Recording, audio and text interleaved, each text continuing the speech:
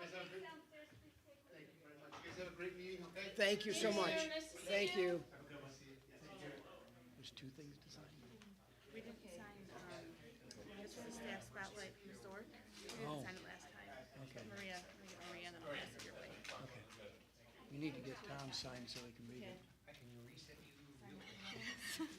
Well, I did never reset it after the last time. The actual login, yeah. Thank you.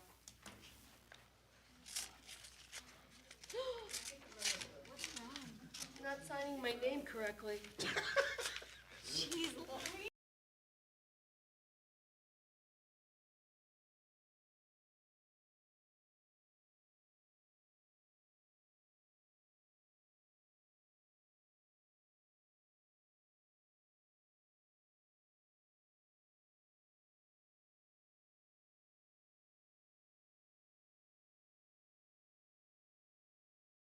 Actually need to read it again.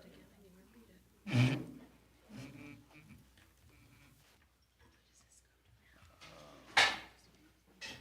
Tried to see the sign.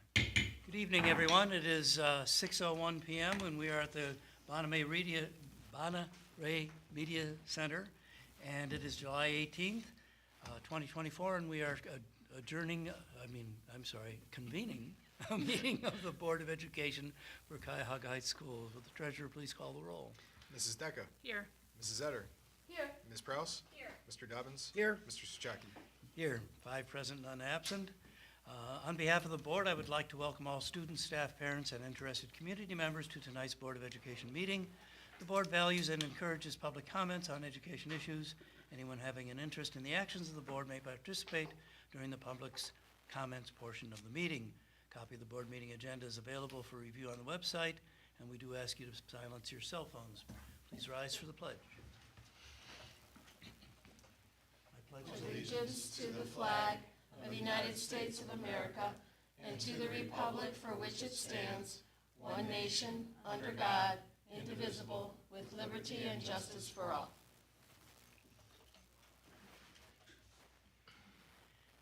At this point, I will entertain a motion for the approval of the agenda. So moved. Moved by Mr. Dobbins, I'll second. okay. The second by Ms. Decker. Do we have any comments, additions, corrections? There was a late ad by us, and that's just so we can, we're going to have all the Sorry. quotes in for the fire panel, so this will allow us to go ahead and get the, Yep, and I'll just add to what Mr. Evans is saying. We're looking to do an emergency purchase order, blanket purchase order for $15,000 for repair work for the fire panel. For the fire. fire panel. When they came out to test the fire panel went kaput. And so we haven't had a fire panel for like 2 weeks now, maybe. So we have to have that in place for the students to come back into the building, so. We've got some quotes, and we have a pretty good ballpark as to what it's gonna cost us, and we've talked to a couple vendors, so this will allow us not to have an emergency meeting to approve the purchase order. We'll be able to go ahead with the company that we think can best do this for us. Okay. Anything else? Okay, hearing none, we'll have a vote on the modified agenda, please. Mr. Dobbins. Aye. Mrs. Decker, Aye. Mrs. Etter, Aye. Ms. Prouse, Aye. Mr. Souchaki. Aye, motion passes 5-0. Next section is item 3, comments from the public, and no one has signed in for comments, so we'll move on to section 4, presentations and recognitions. And the only item there is a resolution of recognition for Mr. Tom Evans, and I will read that resolution now. Resolution of recognition and appreciation. Tom Evans is a 1977 graduate of Cuyahoga Heights High School who chose to return to the district to serve in several administrative roles during the past 14 years, including 9 years as its superintendent. Therefore, the Board of Education and the elected officials of the district's villages hereby recognize and commend Tom's outstanding service to the district students, their families, and district staff. Whereas Tom Evans has been an outstanding advocate for students and families of this district for many years, and whereas Tom Evans has consistently prioritized the need of all district students, and whereas Tom Evans has actively maintained strong and deep ties to the communities that comprise the district, including strong working relationships with the elected officials of Cuyahoga Heights, Brooklyn Heights, and Valley View. And whereas Tom Evans has provided strong leadership and promoted a clear vision for the district that strives to ensure that each CHS student receives the highest quality education possible. And whereas during Tom's tenure as district superintendent, the district students have consistently earned exceptional performance ratings on state-mandated tests, while district residents have consistently realized one of the lowest real estate tax rates among Cuyahoga County school districts. And whereas Tom has always maintained an open-door policy for students and staff and kept a well-stocked M&M machine for all to enjoy, therefore be it resolved that the Board of Education hereby expresses its sincere appreciation to Tom for his outstanding service to the district, its students, and staff, and wishes him a long, happy, and healthy retirement. Congratulations, Mr. Evans.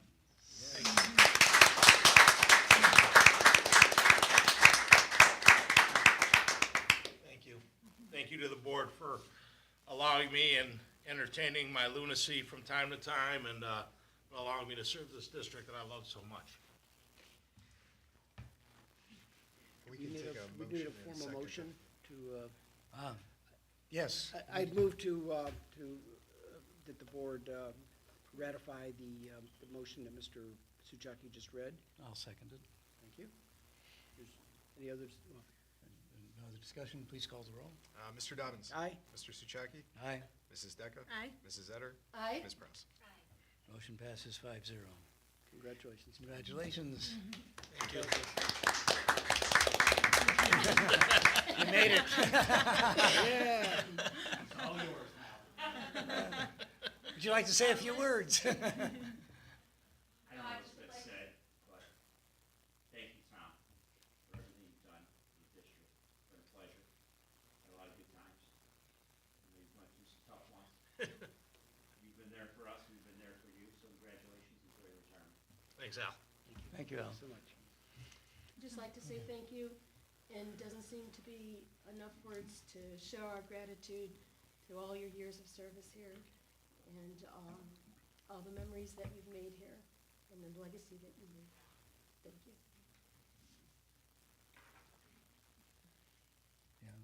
Yeah, there aren't enough words to say thank you, so. I'm gonna have to leave it at that, I'm afraid, Tom. Or I might get choked up too. Or you're twice a month if you miss this. Or if you get sick of it. Yeah. I just want to say that I've been blessed for the board to allow me to do the things I've done, to work with a great staff.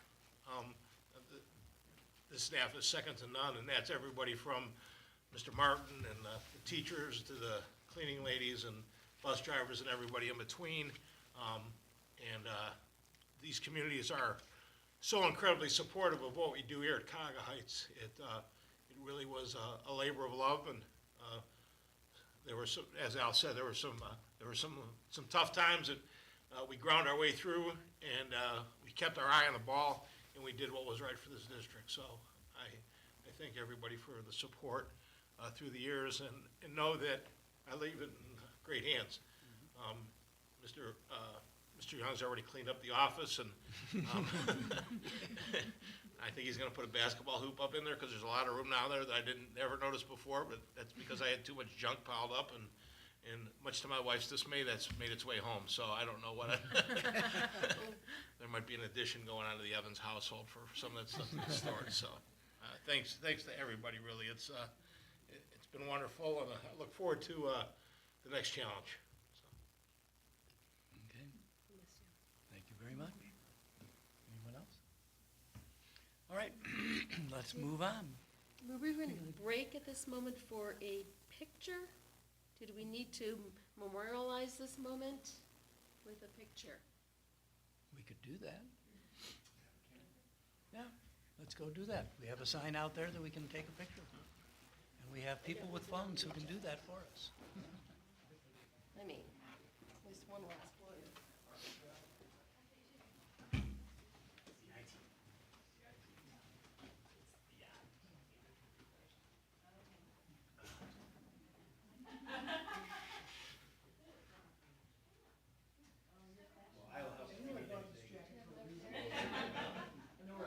Right.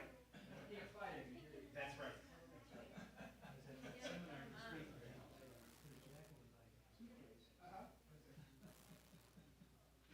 Should've got that earlier because there's all kinds of great pictures. How long did it take you to be very, that's a sweet beard. So it's probably, I think this one's been 3 years. 3 years? Yes. Yeah, I never grow hair. I would grow like this. Not this. And all of a sudden this grew and then this didn't. Yeah, it's like it turns gray.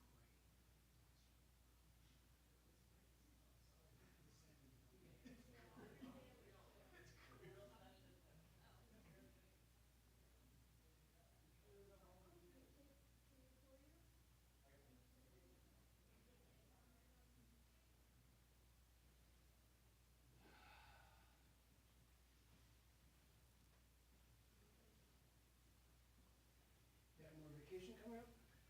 I'm taking tomorrow off. Good. I'm taking 3 graduate classes. So I'm gonna get my homework In done your spare tomorrow. time, right? Yeah. Homework done tomorrow, going to a concert tomorrow night, going to a Guardians game on Saturday. Monday, or sorry, Sunday, Monday and Tuesday, I'm driving to Michigan to fish with my mom and my stepdad. And then I'm at the new superintendent's academy on Wednesday, Thursday. So I only lost 2 vacation days. That's okay. Do you need a cupcake?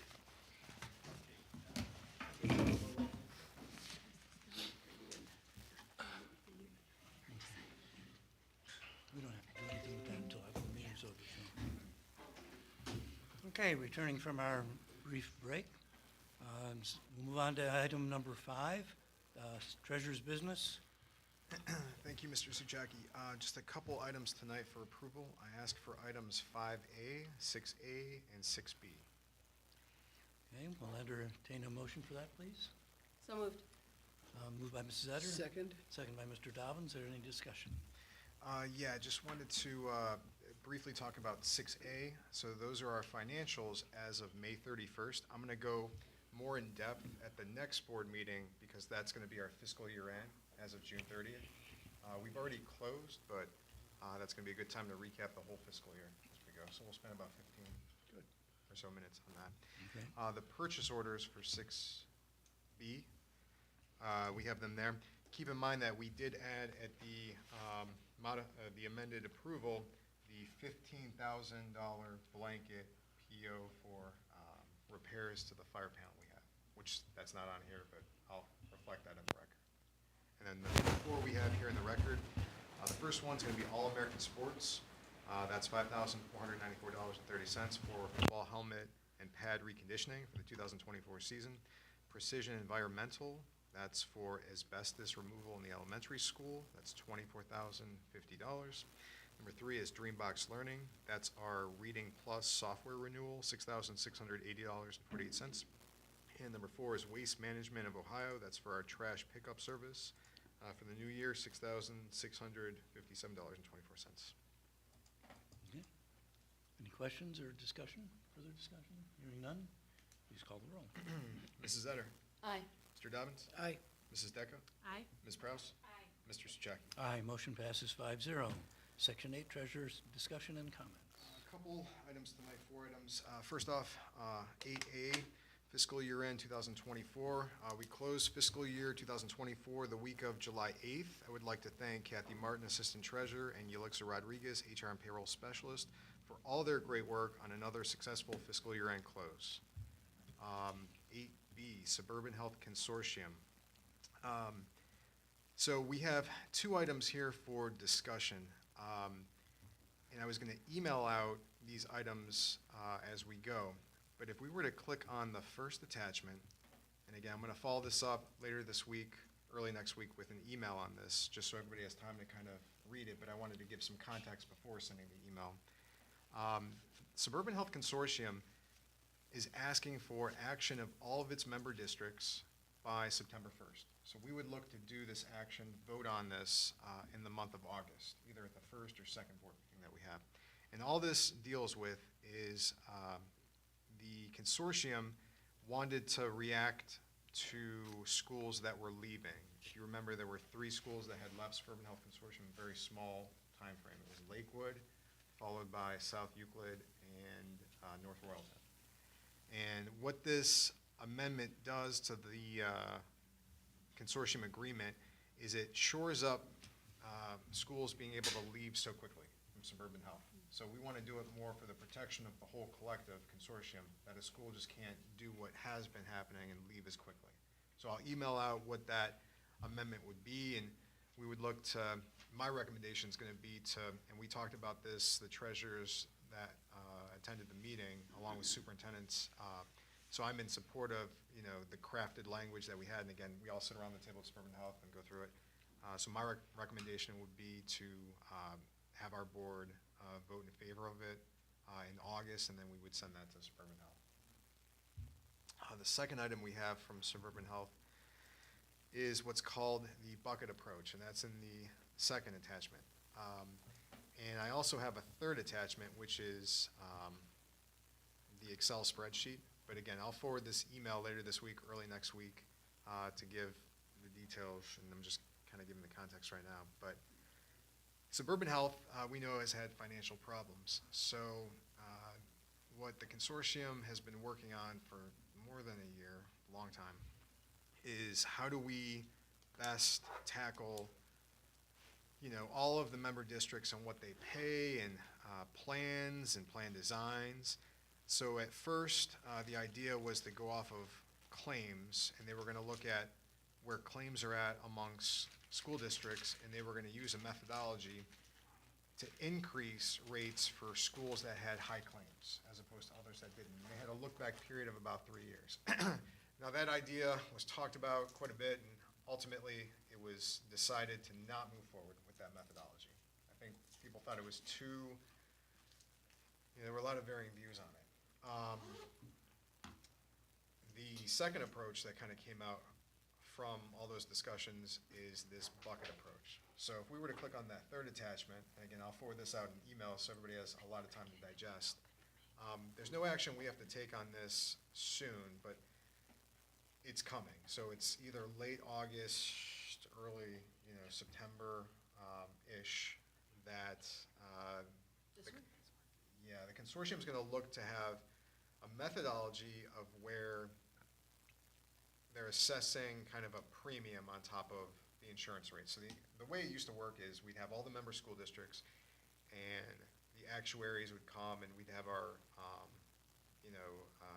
third-party administrators, and they would do a recommendation of what the rates should be, the rate increase, 4%, 5%. And we would, listen to the recommendation and either go with it or have a modification to that recommendation. Now, this proposal, this bucket approach, if everybody opens that attachment that they have there, the plans are broken out in Plan A, Plan B, Plan C, D, and E. Now, E has the HSAs in it, and there are only 2 currently, us and Rocky River, and I believe Rocky River only has 1 individual that's enrolled in their HSA. We have approximately 25 in ours. The next up on the list, we can see there, is the CVCC, or HSA. The other plans A, B, C, and D, were in A. And what they did is they grouped it, and they used a whole kind of matrix that went along with deductibles, co-insurance, out-of-pocket, office visits, so everything that really revolved in a school's plan, their plan design. And from those organized plans, Plan A, B, C, and D, they really organized it by deductible. So we can see deductibles for Plan A are basically 0 to 150 in-network for single, and then 0 to 300 for family. Plan B, the deductibles are between 200 and 600. Plan C deductibles are from 400 to 2,000, and Plan D deductible is 5,500 to 11,000.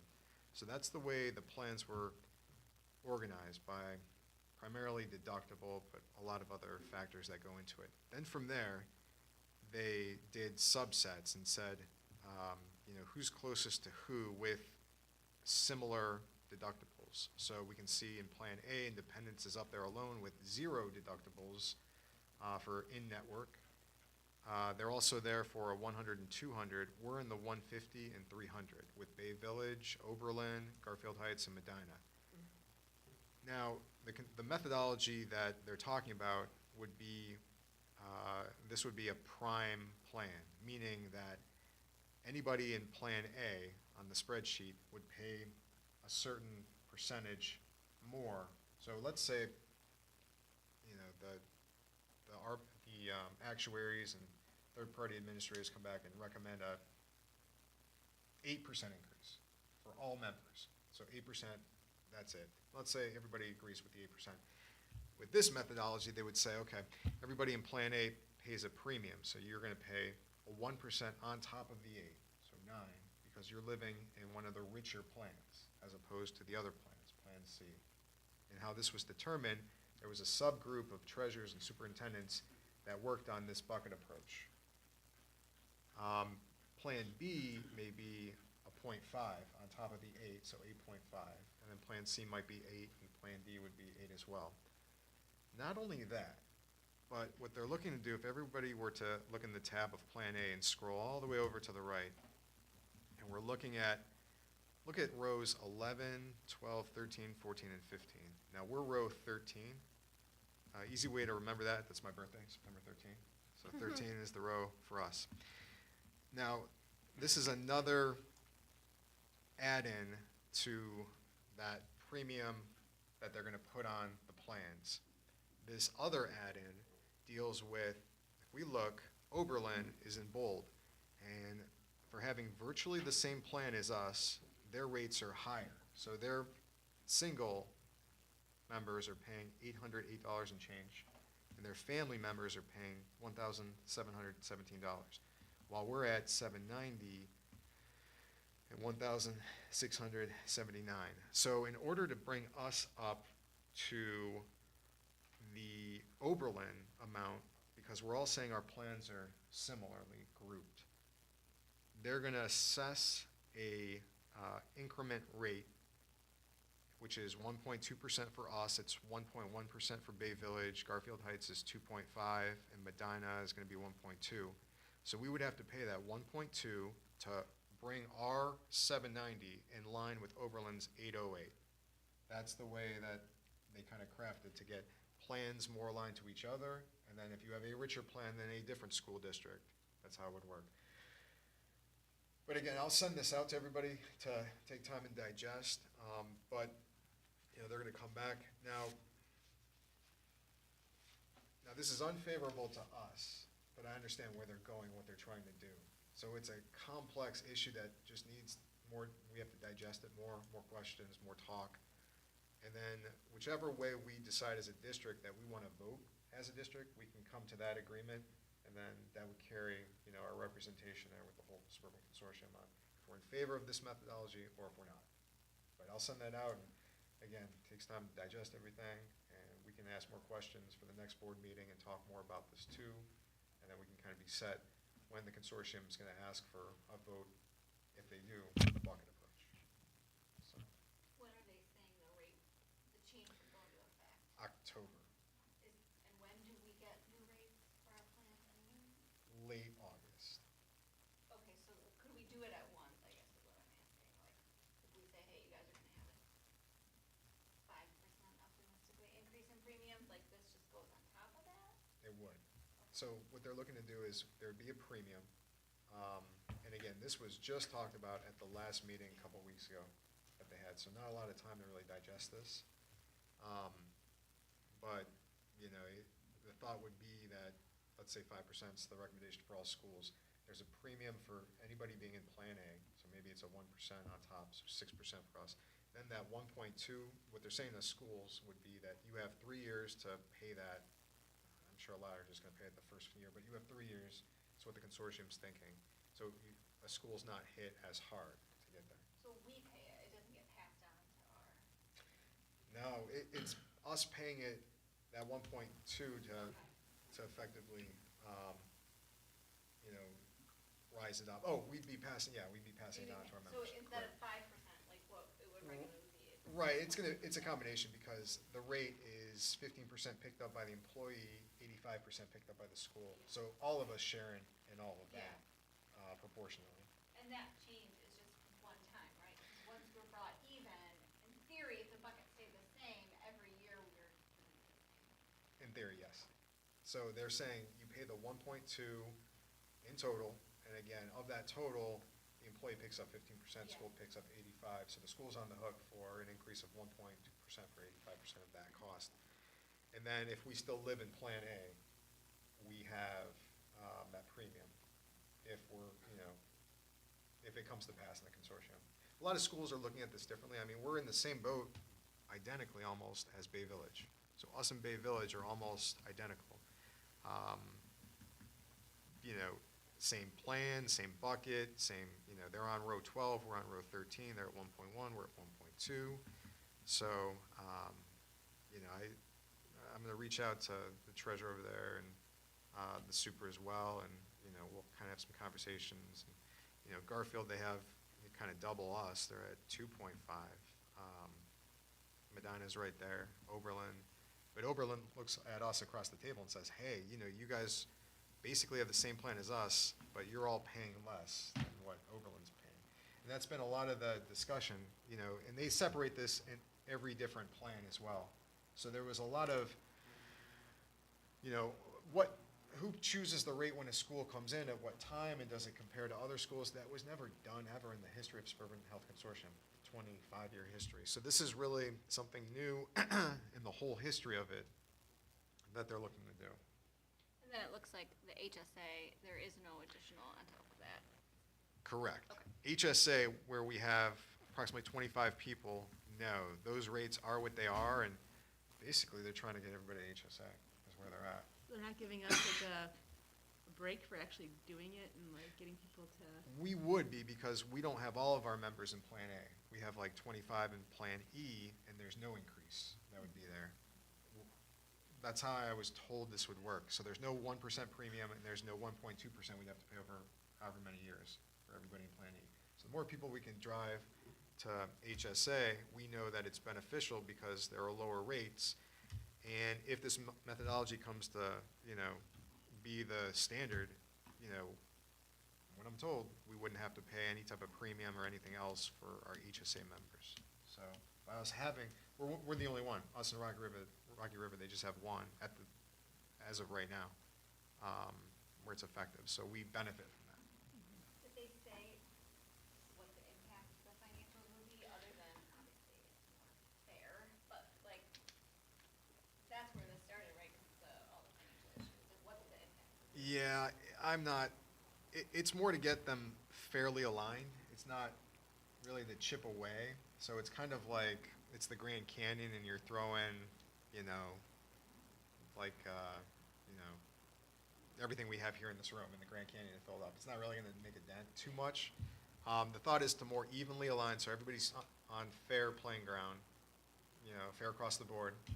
And then from there, they really have to look at just, you know, the overall consortium, and that's kind of a bigger discussion where claims are at, and, you know, just the health of consortium. I don't know, Tom, what are your thoughts on just the overall? Well, maybe some of this is a little too late, because I think maybe had the consortium gone to this a little bit sooner, these kind of comparisons, maybe North Royalton and some of those other schools don't bail, but they were, I think there was some frustration on it.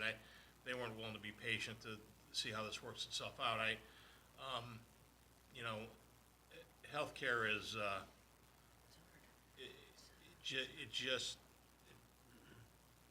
it's one of those things that's so hypersensitive to all the staff, but there doesn't appear to be any kind of relief in it at all. And like I said, 43 years in this business, and I've watched healthcare been involved in consortiums, it's only ever gone one direction, and that's up. And I don't see any changes happening with that, so I think the best thing we can do is align ourselves with a group and trying to absorb as much of that as a group as possible. And I had this talk with Matt, I said, some of the things that they were talking about initially, it kind of were contrary to my concept of a consortium. The idea of a consortium is that sometimes your clientele, it's cyclical. Maybe one time, one school's got a lot of really high dollar claims, and then they go several years without. So the idea of that is that it all balances out in the end. Well, we're not balancing out in the end right now, and that's why some adjustments have to be made. And also, keep in mind too, the 3 schools that left, they're not necessarily, leaving for greener pastures that are out there. There was a lot of talk on that. I'm pretty certain that North Royalton went to a far more expensive, because they didn't, I don't think they jumped into another consortium. My understanding of talking to some people at North Royalton is that they went to quite a considerably more expensive program from leaving the consortium. So I guess I have a hard time understanding that rationale. And one school, South Euclid, I believe went on their own, meaning they're not in a consortium, but that, you run the risk of surgeries, cancer, get you up there, and then, some schools are out there with that right now. Beechwood's on their own, Hudson's on their own, and Hudson had like a 40% increase for what they were paying over 2 years to what they're paying now, 40% climb. And that's just where their members are at. So they're trying to get in consortiums, but they may be viewed as high risk, so we don't want a high risk, school district to come in. So there's a lot of different ways you can look at it, but it's a roller coaster. I mean, some years people are, I could be healthy one year and I could not be healthy the next year, and then healthy the year following. So it's all kind of a roller coaster as you go. But I'll email this out, and we got a long runway to just kind of, talk about it. And then 2 other, unless there are any questions on that one. Cool. 2 other items to talk about. Back to this. The Auditor of State required fraud reporting and training. So this is now a new law required for all public employees. It's only 8 minutes long. I already watched it. And we have the QR code where it sends you to see it. But this is something new, and it's a good video, 8 minutes. And it's now required for everybody, elected officials, administrators, teachers, all staff, everybody. And they're making us obtain proof. So there's a certificate everybody gets with this. So we'll see how much the auditors ask us for everybody's certificate, or however that's going to work. But this video now is out there. Now what we can do is we can watch this video at a future board meeting. It's 8 minutes long, and I could take everybody's attendance and have that there, or if everybody wants to watch it on their own and send me the certificates, we can do it that way. But I just wanted to give a heads up. They do have a timeline in which we have to watch this by. So it's, and I'll send that out too, just so everybody's, familiar with it. If I pulled up right now, that date is, it's in one of those, it's by November 9th. So they say, everybody, so it says elected officials and employees are required to complete the initial training within the timeline listed below. The training may be viewed earlier than the start date listed, however, must be completed no later than the end date listed by entity type unless good cause exists for completion at a later date. So for us, start date's September 1st, but again, you can do it beforehand. End date's November 29th, 2024. So y'all just got a homework assignment from Keith Faber, so. I think we can probably go watch it on our own. I don't know. Yeah. I like taking tests together. There is no test there is no test after it, so you just do it and you get your certificate, so. If you did it here, we'd have to get Alice to make popcorn. I was gonna say, we have to open the concession stand and get some popcorn up there. And then the last discussion item, this is pretty important, and this is a pretty big one, and this just happened yesterday. So this talks about the 2024 reappraisal estimated impact report. I won't go too far into this, other than if everybody's able to open their attachment, there are 13 pages, and I'm going to kind of just quickly go through it. So the first page what this shows is this is a reappraisal estimated impact report given to us from Cuyahoga County. And it shows all of the school districts. There are more pages, but I just have the school districts here. And what they say is, here are the schools, here's your current valuation, here's the reappraisal total, here's your change in value. They have what's called non-reducible inside millage, and then the estimated revenue increase. So if we look at ours, our estimated revenue according to this is $147,942. We look at Brooklyn schools, their estimated revenue increase is $2,016,847. If we look at Fairview Park, their estimated revenue increase is $1,655,319. And last, if we look at Parma, their estimated revenue increase, and this would just be 1 year, is $15,205,160. So that was sent out yesterday at like 1 o'clock. So I looked at it, and it looked off to me. So this looked off to me.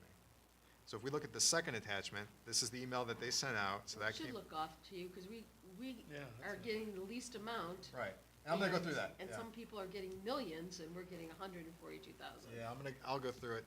So the second attachment's coming from the Budget Commission, and it says, here's the report.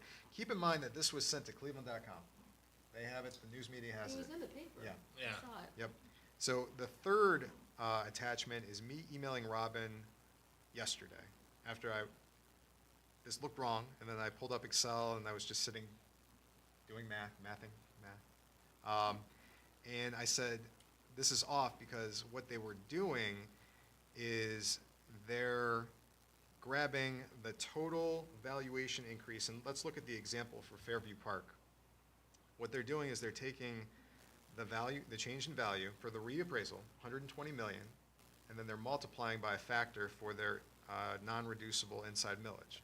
Well, they get to that non-reducible inside millage by taking inside mills, which is correct, which is 4.57, but they're taking their 2 bond issues, and they're taking their emergency levies. Now, if we remember, emergency levies are fixed dollar amounts. They don't change with valuation changes. Bond issues are similar. Now, bond issues vary a little bit, but for the most part, they are a consistent amount, no change. So that's wrong right there. If we look down here at the money, I have it broken out where the inside mill increase comes to be 552,000, some odd dollars. Bond increase, 395,000, and emergency levy increase, 707,000. And I'm like, no, the emergency levies at the very least are frozen. So no valuation change should be passed on to the taxpayer for these levies. And what this is saying to us is Cuyahoga County is saying the valuation on person A's house went from 100,000 to 150,000, and they're lumping that change in value and they're assessing it on their inside mill levies, their bond levies, and their emergency levies, which shouldn't be happening. So I emailed Robin of that yesterday afternoon. The answer I got didn't make any sense. So then I emailed a couple treasurers yesterday evening, the group I'm close with, and I'm like, I didn't want to email everybody because I'm like, oh my gosh, what if I'm looking at this sideways? I don't want to look like So I email a small group, and they all get back to me and they say, yeah, same thing. It's all wrong. And so I spoke with David Seed, and we spoke with Ted over at Brooklyn this morning. And we explained to him, the same thing we're seeing. And again, this just happened yesterday afternoon. And I sent out this email right here, attachment 4, to all the treasurers in Cuyahoga County. And I blind CC'd David Seed, Matt Young, and Ted. Tom, I kept you out because I didn't want to burden you. Want my head to explode. I want your head to explode. But I just said, everybody, I want to keep everybody in the loop. And, this is the situation. They're incorrectly calculating the estimated revenue increase by adding emergency levies and bond issues. And David Seed came back, and I talked to him on the phone, and he did say, yeah, there's a mistake. And he emailed us and Ted and said, yeah, there's a big mistake for you guys. If we look at the 5th one, that's from Matt Brown. We used to audit together. He's the treasurer over at Beechwood. He goes, yes, you are correct. The county has made a significant error in what they are considering non-reducible inside millage.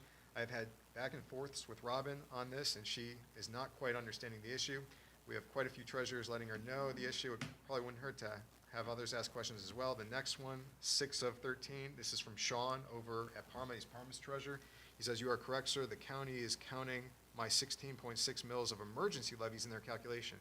I should only get 5.1 mils of the inside millage and about a 13.4 million bump, not the 14.7 million that Cleveland.com claims." Well, that's a big difference between 14.7 and 3.4. That's like 11 million that they'd be overcharging the residents of Parma. That's a huge amount. Why, Mrs. Etter's question, why are we not seeing the discrepancy like the? We're actually correct. Our calculation's correct. The others are overvalued Because tremendously. we don't have any of those other Bond levels. Correct. We don't have a bond Emergency issue or levies. emergency. If we keep going, we're halfway, we're almost done. The next one's from Rob over at Fairview Park. He goes, "Hey, Matt, your example calculation of Fairview matches mine." So yeah, he's talking about it. You know, perhaps we can share this doc. You know, he's been calling the county. You know, perhaps we could reach out to the person who wrote the article at Cleveland.com to ask her about a rebuttal. The next one, 8 out of 13, that's from Jill over at Berea. She's Berea's treasurer. She goes, "After looking at this, I also completely agree. This is wrong. My inside millage is 4.05, and my bond is 3.5, which is the 7.55 they put on the sheet. She doesn't have any emergencies." You know, she goes at the end, "So what do we do now?" You know, in hers. The next one's from Scott Gaynor. He's the treasurer over at Cleveland Heights University Heights. He goes, "Matt, I found the same issue with the bond issue being included. So frustrating. My board wants the county to come to a meeting and explain themselves." 10 Good out- luck with that. Yeah, 10 out of 13 is from Todd over at Orange, their treasurer.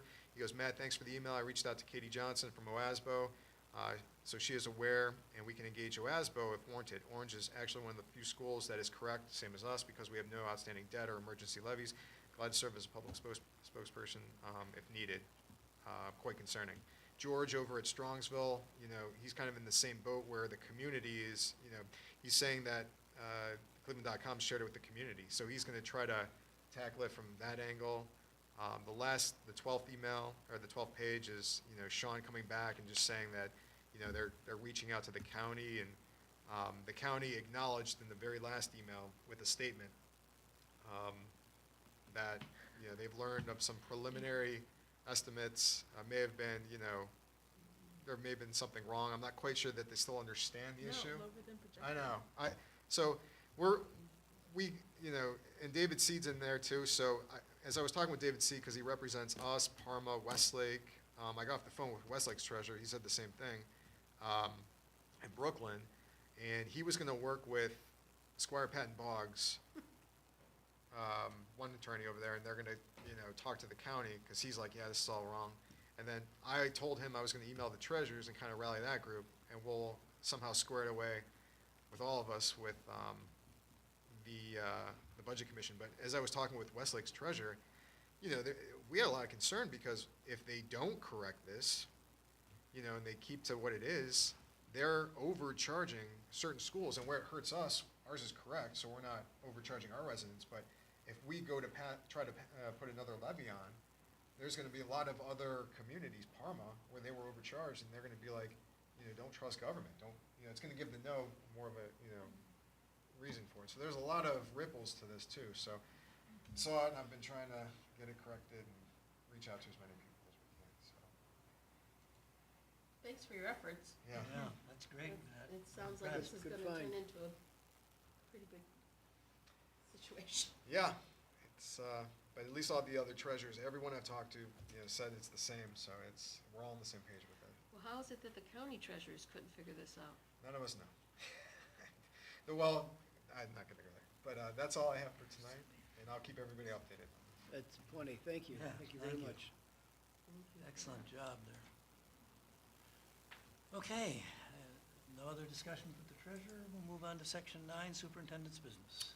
Okay, I ask on the consent agenda that section 9, items A through D be approved, section 10A and 11A through H be approved on the consent agenda. I'll entertain a motion for that, those items. So moved. Mr. Dobbins first. You want a second? I'll second. Ms. Decker is going to second it. Right, quickly, the building hours that we annually approve for the 24-25 school year. Resolution to declare transportation impractical. Those are for our non-public students. Tracy Deal, a couple of years ago, worked real hard with John Britton's group to, as the state's made this process more cumbersome for us, to pass this resolution. And then C is the resolution for the payment of the students that, for the transportation request. In the past, that may look like that number's a lot bigger. That doesn't, we don't have more kids in non-public, but a number of years ago, that the reimbursement was like $150, so a lot of families didn't even put in for it. Now that the state has upped the ante, as they have with everything in non-public, I think it's $570 now or something, right around $570. Now everybody fills out the forms and wants their piece of it. So just one more tack on, so it's not just vouchers, it's not just the administrative fee that the non-publics get, it is now also, and it always has been, payment in lieu of for us. We don't transport, some districts do. We don't, and we have never transported. Student handbook for 24-25 school year. Excuse me, can we go back to this? Yeah. Okay. The reason that I had trouble with this item 9B is that nowhere in this resolution does it talk about transportation of non-Cuyahoga Heights enrolled students. It just says that we're declaring that student transportation is impractical. To me, that I'm wondering if I'm reading it or looking at it the same way as others might say, that we're saying our whole district, it's impractical for us to transport our students. That's revised code 332701 is, that's what the reference is there. Yeah, who would know that? I mean, yeah, so that's why I had trouble with this. Okay. And that's why I messaged you about it. Oh, okay. I mean, for me, it doesn't have clarity that we're talking about the transportation of non-district students. And that's what that revised code section is. Yeah, On but, how that has to be handled, which is probably about 4 pages long, so. This is what John Britton's firm came up with as because in the past, we didn't have to pass a resolution, there was a deadline date and. yeah, I'm saying, what if someone else reads, or goes in here and reads it, it says, oh, now the school district says it's, you know, impractical for them to transport students. I don't want one of our parents to get the impression that we're not. Right, it doesn't explicitly say non-public, and that makes sense. And the reason why we do that is we do not have the personnel to travel to all private schools over Northeast Ohio for our 20 plus students. But yes, you're right, it makes it sound like all transportation is impractical. See if we can revise a little bit to more clearly define that. Well, it's only references the, and I kind of know. Yeah, I think it's just the motion is what you're concerned about, not the documents that are attached. Well, let's just go on record that we're responsible for transporting our students Our students and the non-public students. and non-public students. Residents of our district who are not attending their school, but Right, I just want to make sure that words those there somehow. who are district students know Yeah. that we care about them and we're going to take care of them. It's not impractical to transport them. Nope. And that's a good point to bring up, because I happened to look at Facebook today about people who are complaining about some of the moves that we've made on the administrative side. Why do we need this and why do we need that? Because we may not have done a good enough job about saying we are restructuring the administration, and instead of this position, we now have this position. They thought we were adding a position, and it kind of blew up for several people, including an ex-board member on Facebook who was pushing very hard and saying, why do they need this person? So I'm just, that's an ancillary point, but it's valid, the point that you're making is we need to be careful when we do things to make sure that we get the right words out there, or people will just misunderstand us very easily. Mr. Evans, just to follow up on those motions, resolutions under 9B and C about the transporting the non-public students. It's my understanding that the number of students that are participating in private school educations in our district has remained fairly static, or is static? Pretty constant. Okay. Yeah, it's probably fluctuated somewhere between 5 and 10 kids the last 15 years. Okay. Quite honestly, it's Okay. not, And I know the question continues with the vouchers, and certainly what's happened is that all of our families that have students attending non-publics have, looking and hearing around, that they've all applied for vouchers, and then all of them have gotten those vouchers. I think the greater impact would have been in the tuition program, and to my knowledge, I don't know if Mr. Young or Mr. Burek had any other, I had one parent say, we're gonna take our voucher to two students, and it's just more economically feasible for us to use the voucher. I think in the end, it's not gonna be, but, we did our best, and we serviced them, and parents have to make those decisions on their own, so. Thank you. Because I've already seen, a lot of the non-publics raising their tuition, to try and pick up a little, this is no other way to call it but a windfall for them in many, many ways. And coincidentally, quite a few more non-publics do have building projects going on now that they somehow couldn't afford before that they can now afford, so. Here we go. Yeah, so that number hasn't, and we'll double check that number going in the start of the school year too. That's when we start doing our attendance comparisons, and I'm sure Mr. Young will distribute that to you and let you know where we're at last year versus this year, so. Okay, thank you. Supplemental positions, there's, the new volleyball coaches there is on that list, as well as some assistant coaches. Memorandum of understanding with Baldwin Wallace for clinical field experience placement, that's for students, student teachers. It's a renewal of that agreement. I don't know that we had anybody this last year, did we? No. The year before we did. Yeah, and we've got 3 coming up this year. Okay. They're going to be doing field experiences in kindergarten. We're hoping this one's be working with them. Baldwin Wallace got a pretty extensive program. Baldwin Wallace starts putting students in schools their freshman year for observations if you're in their educational program. So it's not just a semester your senior year, you go out and do student teaching. So, they approached us, and certainly that's been a good program. So we're happy to work with them on that. Online learning through the Educational Service Center, that's on an as-needed basis if we need credit recovery or online learning options. Audiology services, again, that's on an as-needed, that's basis. Same with the visual impairment on an as-needed basis. Literacy professional development, this is a continuation of the PD that, what year are we in with that, Mr. Young? This is year 3. 3 of that.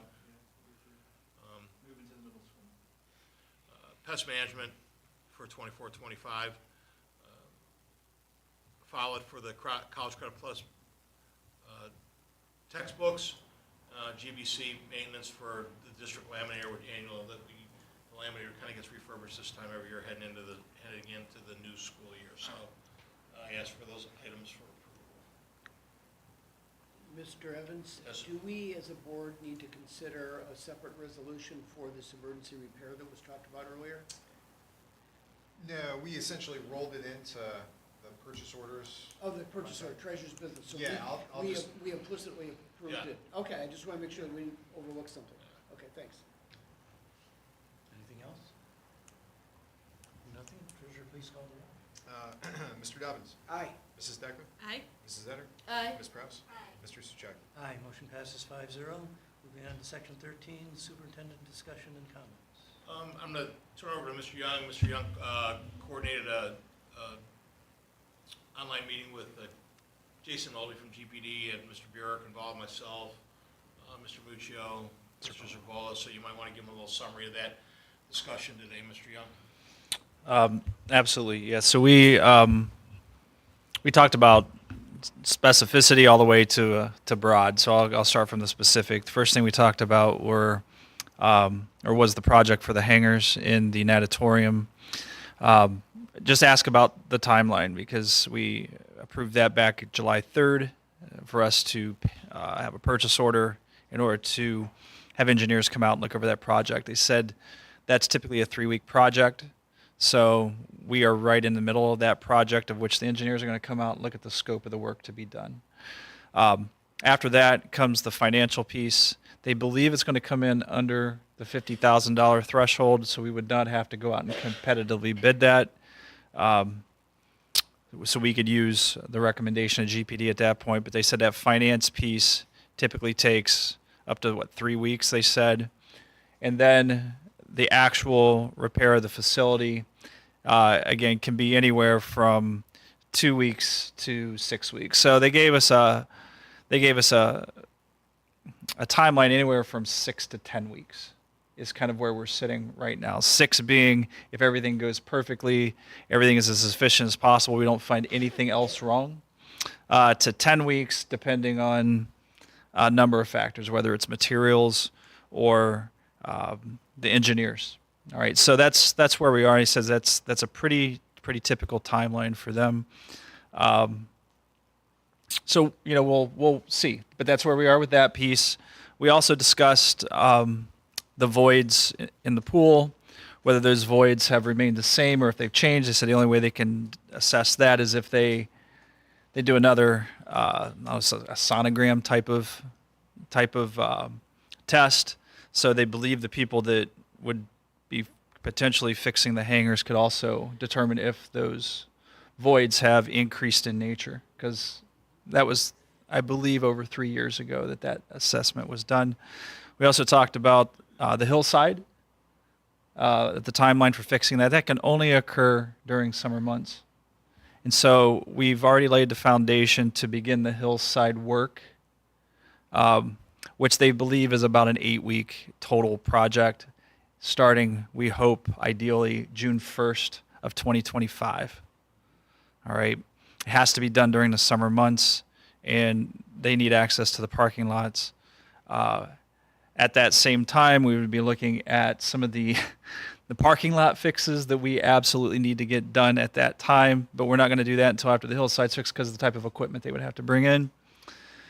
We discussed the roof. The roof is not a GPD project. That's a Tremco project, but we are 3 years behind on the roof, and we have 2 failing air handlers at the same time on top of that roof. What am I missing? Oh, and we talked about the fire panel. The fire panel, which is also the security panel, failed after the last, seems to coincide maybe with the last power outage we had here in the village. We could not get that system back online. It's an old system. Mr. Burek has been working with the technology department at ways that we could potentially circumvent needing a security system with our current camera system at a very affordable option. Of course, we would need to meet with Chief Sturgill to discuss some of those options. The fire panel is another monster, though. We have to have the ability to protect students, staff against a potential fire, even though we haven't had a fatality since, I believe, the 1920s in schools. With fires, it's something that's absolutely a necessity. And we think that we have a potential repair. Mr. Burek's been working with Mr. Zerbola. Potential repair that could be as low as $15,000, which is the emergency purchase order that was approved tonight, all the way up to, GPD, I think had last quoted that panel at $715,000 for the middle school, high school. The elementary school is still intact and functional. That's simply the middle school and high school. So we talked about that, as well as recommendations for how to do long-term project management should we ever get to the point that we wanted to discuss more permanent renovations in this school district, and what that timeline and process would look like to put together committees to collect feedback, to make informed decisions, and then what that would look like as far as going out to your community. But that's everything from what's going to happen in the next 10 weeks to what's going to need to happen in the next 5 years. So we're working, and we will work very diligently and communicate that frequently with the Board of Education and the public at your recommendation about the various projects that we have. But we've got a lot to tackle.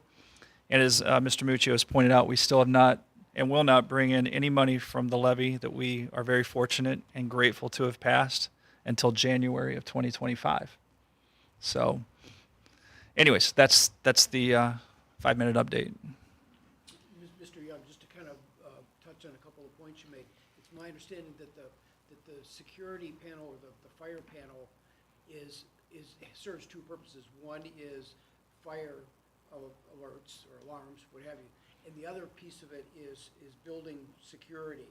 And so there's a conversation that you and Mr. Burek and others are having about perhaps splitting off the functional pieces of that panel such that we as a district might save a significant amount of funds. That's correct. And yet still be able to come up with or revise or implement an improved or enhanced fire detection or alarm system. Yes, that's correct. And still maintain, hopefully maintain an adequate security, physical safety security system that would be operated through other means. Yes, that's correct. We believe with our current camera system and fob system and spending approximately $5,000 to $6,000, we could enable some features that we have not enabled in the past that would have motion detecting capabilities, just like your Ring doorbell does. We have a fob system that records when you fob in, when you fob out. We can set that to allow access at strategic times for certain people based on their roles in the district. And we would have a record of every time somebody fobbed in, fobbed out, as well as potential motion detection at our key locations. That would require us to do a little bit on the technology end, because if you got these 4K cameras, they're going to draw a little bit more memory and space on our servers. But those capabilities are there without needing to set an alarm. And as long as we could potentially check the boxes with our police department, and they would be satisfied by the plan we'd have in place, and we would certainly communicate that out to staff, and that would allow us to still protect the integrity of the building from a safety and security standpoint, while saving some money, knowing that we have to have the ability to communicate properly if there's a fire in the building. Good planning, thank you for doing Yep, that. yep. Appreciate I it. appreciate the team working really hard on it. It's been a priority. Took into consideration that, first of all, when I got here in 2010, the system was antiquated then. Neil Peterson, the very first thing he told me was that the system was old, it's obsolete, it can only be worked on by certain people. That was 14 years ago. And obviously, when we looked at building renovations, that was gonna be a part of any kind of building renovation that we did. When that fell through, it was just cost prohibitive, because trying to farm some of that, just getting some ballpark prices on that, it was incredibly expensive. I think technology. One time. Yeah. The alarm thing, it was like $1 million. Yeah, technology's kind of catching up with it. And one of the things I said to Matt the other day is that I just got to believe that with today's day and age, that a lot of these systems should not be wireless, and work off of those types of things. One of the realities that we talk about is that power is always going to be an issue for us here at Cuyahoga Heights. Not because of our building, but because of the substation down the street is outdated, and Cleveland Public Power has no plans of upgrading it. So our last 3 or 4 power outages happened right there at that substation right at Grand Avenue. And if you drive by and take a look at it, it's a hot mess. It's not going to get any better.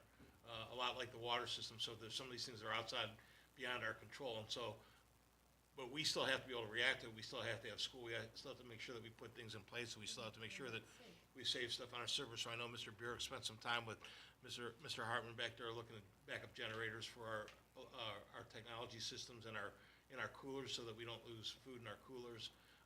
During that time, systems from there to all the way running the building for a part of time. So those are all things to be taken into consideration as some of the infrastructure, not just here on the district, but that feeds the district is deteriorating too. I teased Mayor Bocci today. I drove down 71st Street, and then we were once again digging up 71st Street, and I told him I stopped, and I opened my window, and I yelled at the guys digging up 71st Street that there is no gold underneath 71st Street. You guys can stop digging holes. But they estimate that this is the 7th time that 71st Street's been dug up since they repaved it 2 years ago. They found another water line. They found another leak. They fixed another leak. So, again, this is the frustration that we don't have any control over, so we're going to have to react and make sure that we can still keep the district running best possible. One other thing I wanted to add is I initially sent the Solar for Schools from Valerie Katz. She got back to me today, or yesterday, with kind of an update, actually, that's more on the positive end. As you saw, we're gonna get roughly $110,000 for the Solar for Schools. She told me today in the email that she estimates that the system's gonna cost about $150,000 total. But also now that the feds know that the county wants to do this, that they wanna jump in and supply some money too. So, it may well, when the details are worked out, cover the entire cost of, solar. This first section of solar, would go on the high school roof. And that's part of what we talked about with GPD today. We know that roof section needs to be redone.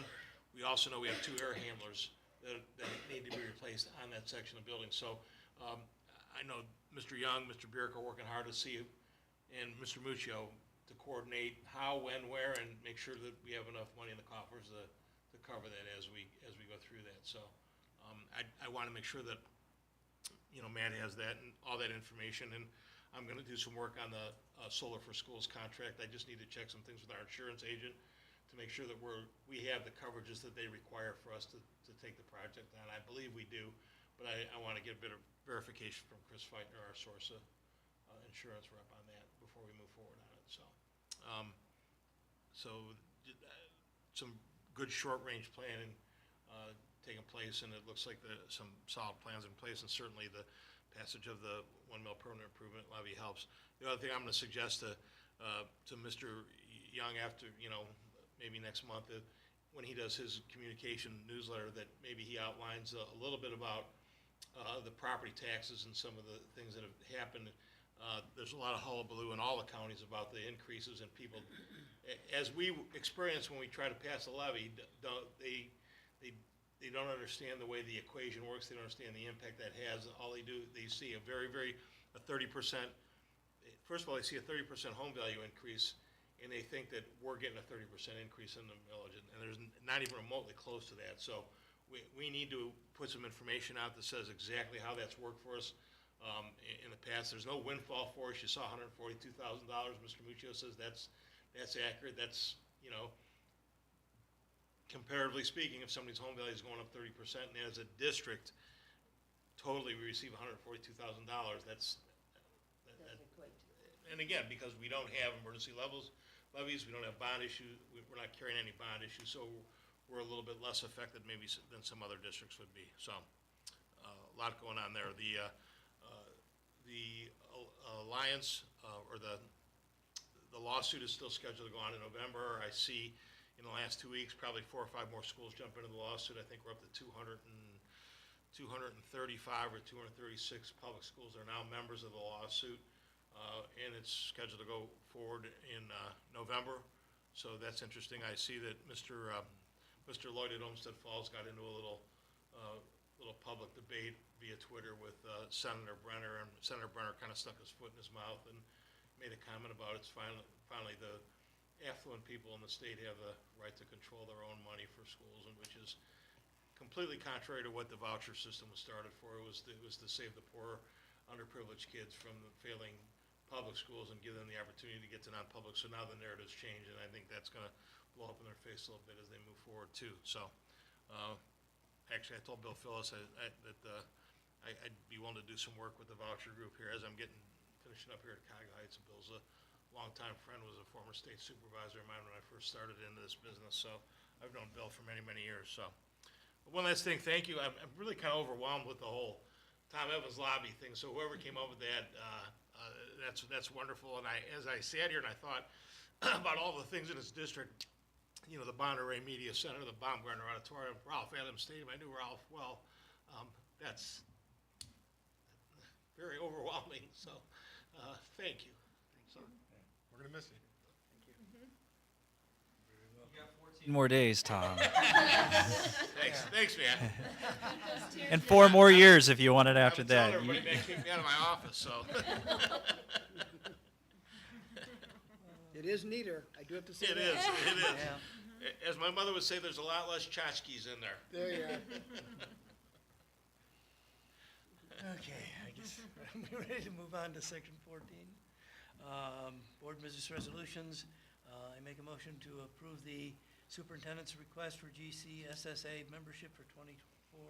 Can I have a second, please? Second? Oh, Second. sorry. Ms. Decker? or I Ms. was Evan? gonna say second, but you can say second if Oh. you'd like to. Let's Your spread call, it Ms. around a little. We'll give it to Second. you. Okay. Any comments or discussions on this item? That's Mr. Young's membership. I now pay the retirees fee, which I've done already, so. Oh, okay.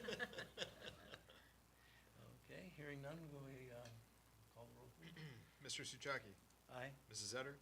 Aye. Mrs. Decker? Aye. Ms. Prowse? Mr. Downs? Aye. Motion passes 5-0. Let's see, what have we got next here? Committee reports and comments. Do we have any committee reports or comments this evening? I just have one quick update. I attended another Valley View Economic Development Committee meeting on Tuesday. I can't share the specifics of what was discussed at that meeting.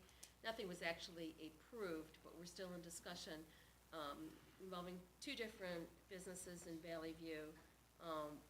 One that involves some major development, two actual new structures, and, but it involves another community as well, so that's where the tie-up is. And another one involves another business in Valley View where this business owns property, but in order for the expansion of this property, utilities need to be placed. And so the discussion is who and how to get those utilities placed on the street. And this business wants to absorb the burden of that, but because it's utilities, it's a public entity, has to go through the village. So they're working on those details as well. But both business news, good news, development on the rise that will benefit Valley View, our district. And the first business is talking about a TIF, but involving an abatement for payroll taxes, but that would affect us not at all, because it's not property taxes that are being reduced. It's a reduction if it goes through for payroll taxes. So, but both businesses, quite interesting news, and I hope both things happen. Okay, good. Anyone else before I jump in? Because I have a long list tonight.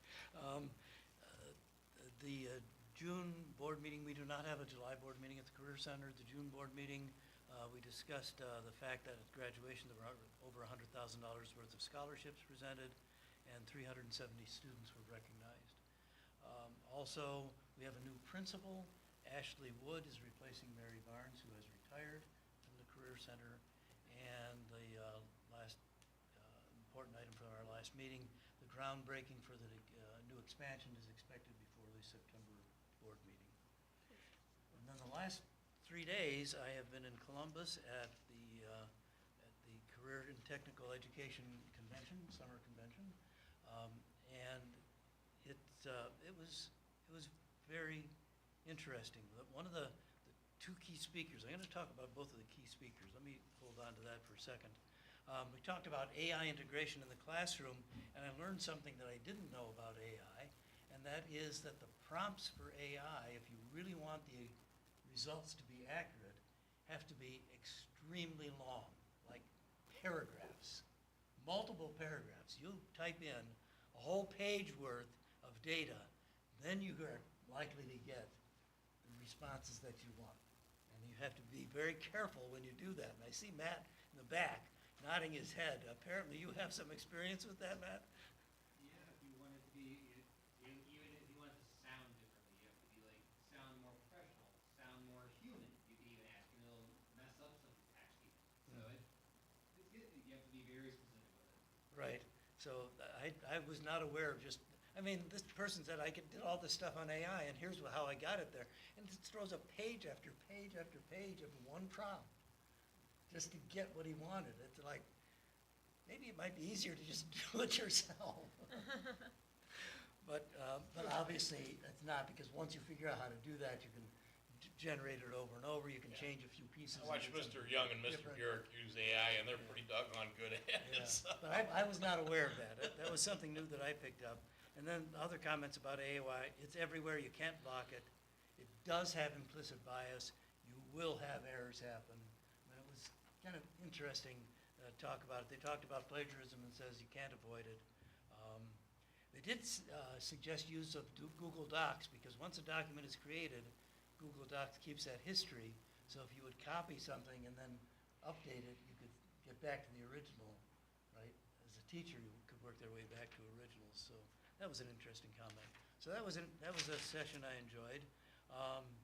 There was a session on emerging technologies, and the statement made in that, there were a couple of statements that jumped out at me. One of them was, there are now more people 70 years old in the 70s than there are in the 18 to 24 range,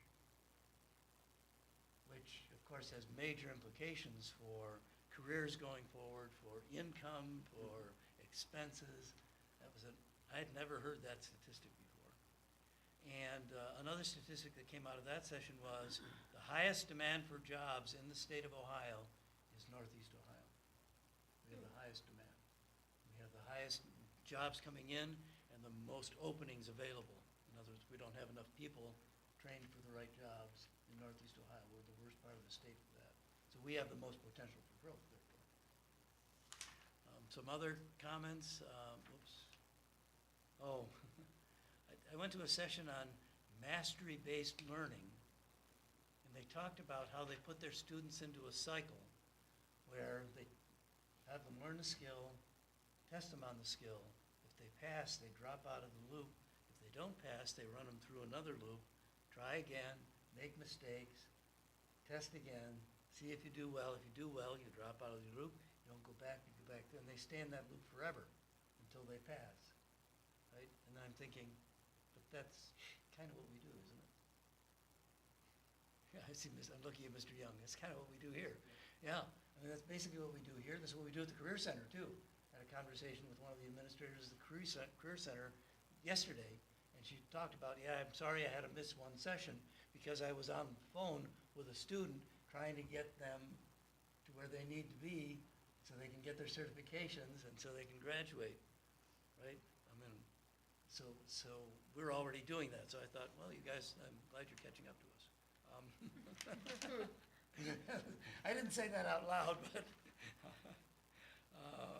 let me see here. Got some other. They talked about CTE, career technical education in the middle school, and of course the biggest thing there was Project Lead the Way, which of course we're already doing very well. And then there were two keynote speakers. One of them was a very professional, enthusiastic speaker, but he had a lot of interesting points. Here's some of his points. 90% of what we worry about will never happen. In other words, don't worry. The current generation is the most stressed generation ever. Termites do more damages than hurricanes. I like that one. Different does not mean deficient. Focus on what you have, not what you don't have. Be gracious, have gratitude. Be thankful for what you have. I like this one.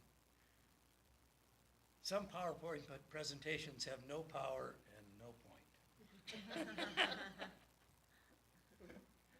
Invest in others. Invest in yourself, but send the returns to others. I like that one. BrookeSharper.com was the gentleman's name. And then the second speaker was really interesting. She's only in her, I did a quick calculation, she can't be over 35. She's probably under that. She spoke of how as a child, when she went to school, she felt like she was in a prison. She didn't fit in. She just had trouble sitting in a classroom all day because she's from Southwest Ohio. She lives on a dairy farm. And school was very confining. And then she got to the Career Center. And she exploded. And then once she got into her field, she realized that this is what she wanted to do. She wanted to take over the family dairy farm. She really wanted to do this. She said, AI, I've been doing AI for years. Artificial insemination. Her cows wear smartwatches so they can monitor their moods, monitor their health, so that if there's something, they can predict. She can see things now a week to 2 weeks before she would have known that they had a problem, and get the When you said moods, was that a? moods. Yeah. But she was fascinating. She said, I'm not just a farmer. There's no one today who is just a farmer. We're using as much technology as anyone else. She was, so she has taken her dairy farm essentially over from her father. And she has expanded it. She now puts out something like 30 different flavors of milk. You know, I'm in the standard ones like vanilla, but a bunch of, she didn't give us a whole list, but I tried the orange creamsicle version. It was really good. Really good. It's called Muller Dairy and Creamery, again in Southwest Ohio. And she talked about how someone called her one time and tried to sell her on something, and she knew she wasn't ready for this. The dairy farm had not moved enough forward from where they were. They weren't ready to move on. So she made a note of it and told the gentleman, thank you, but this isn't the right time. 2 years later, he calls her back. She sees the number, she sees his name, and she picks up the phone and says, hey, Stan, how you doing? It's nice to hear from you again. And that opening statement got her foot in the door, because she made that conscious effort to remember that person, even though she had told him 2 years ago, I don't think we can work together. And he's hooked her up with a place called Crumble Cookies, and Crumble Cookies donated to the event boxes this big of cookies. And each side, in each box was 6 cookies, and I have brought 2 of them. And I've cut them into little pieces. Oops, and this box got, but these cookies are huge. Look how large. That's the middle-sized one. Here's the large one. It kind of fell apart. They're all cut into pieces. I'm going to leave these here. You may sample one. When our meeting is over, you can have one of each. They're quite good. But I have a couple more full cookies at home. If you really like them, I could, I'll invite you over and you can help me sit down with a glass of milk or coffee or tea or something, and we'll work on those. It's been a wonderful conference.